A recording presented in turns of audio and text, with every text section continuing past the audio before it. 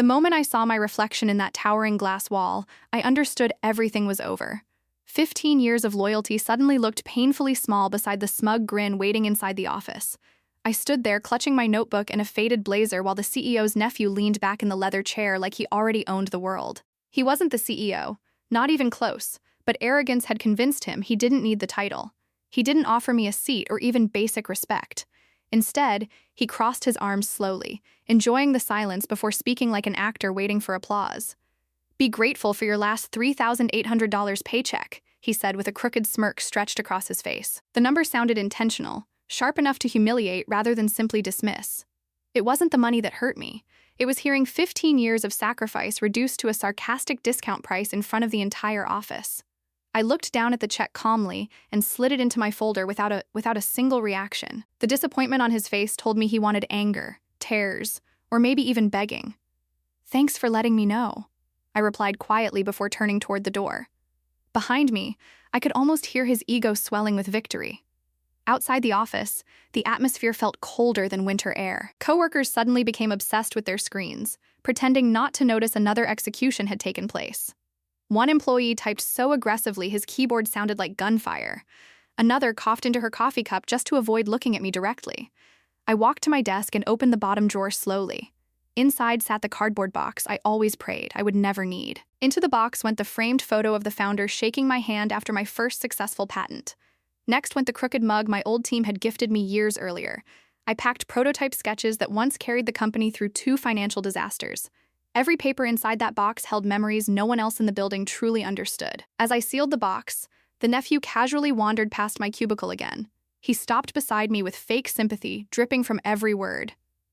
"Nothing personal," he said proudly, "just saving the company money." Then he winked as if we were sharing some private joke. What he didn't know was that the founder had prepared for this exact moment years ago, back when the company was still struggling to survive. Loyalty meant something different. I remembered sitting in the founder's cramped office, surrounded by blueprints and cold coffee cups. He stared at one of my designs like it was treasure buried under paper. "If they ever try to cheapen you," he once told me quietly, "they cheapen themselves out of business." At the time, I laughed because it sounded dramatic and impossible. Then he slid a contract amendment across the desk with one strange clause buried deep inside. I signed it without much thought, believing it was simply a sentimental gesture. Standing in that office years later, I finally understood why he wrote it. That forgotten clause was no longer sentimental. It was lethal. I carried the box through the silent office while everyone avoided eye contact. No one realized I wasn't leaving defeated. I stepped into the elevator and looked at my reflection one last time. The same tired blazer stared back, but behind my eyes, something dangerous had awakened. During the drive home, the city lights blurred together through the windshield. The cardboard box sat beside me like evidence from a crime scene waiting to explode. 10 blocks later, I pulled into my bank's drive-thru and deposited the check. That was the final payment they would ever control. As soon as the receipt printed, I grabbed my phone and called my lawyer. He answered almost immediately, recognizing my voice after years of silence. "Do you remember the founder's clause?" I asked without wasting time. The quiet pause on the line told me he remembered perfectly. I pulled the contract from my folder and read the paragraph aloud word for word. With every sentence, the silence on the other end became heavier. The clause stated that if my monthly pay ever dropped below $4,000, ownership of every patent I created would instantly return to me. Not partially, not temporarily, and completely. When I finished reading, my lawyer exhaled slowly into the phone. "They just made the most expensive mistake of their lives," he said calmly. That night, I scanned every page of the contract into an encrypted file. The founder's signature still looked fresh despite the years.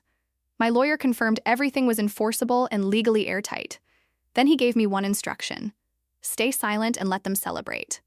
Over the next few weeks, the company proudly posted about cost-cutting success online. The nephew smiled in every photograph like a conqueror returning from war.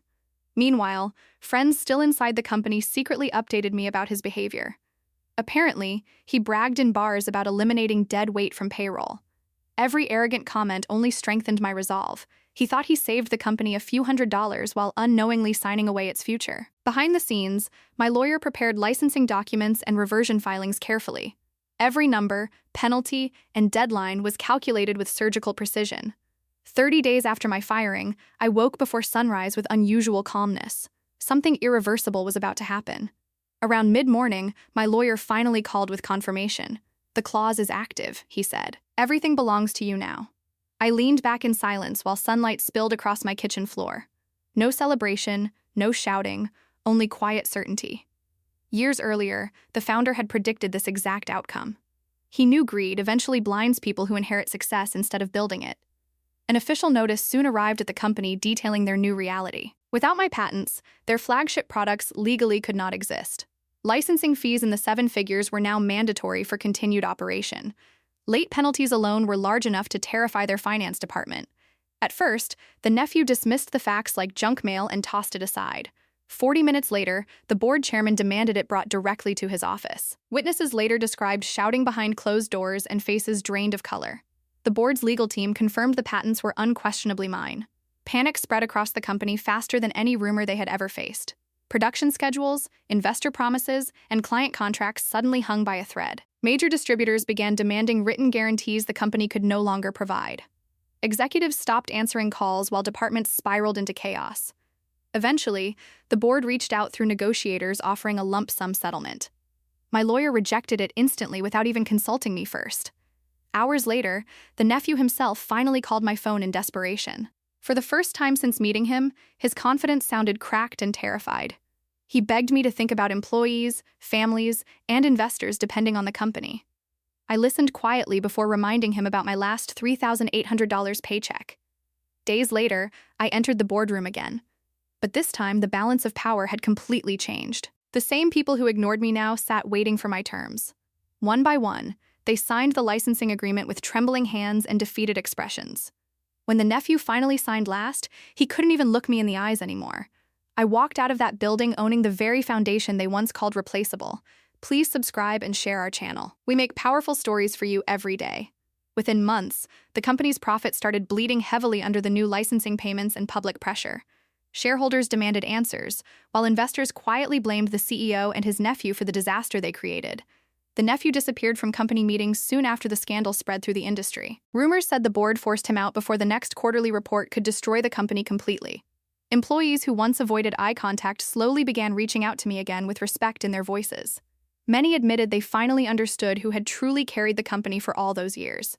As for me, I never returned to that office again. Instead, I opened my own design firm and built something stronger without arrogant executives standing over my shoulder.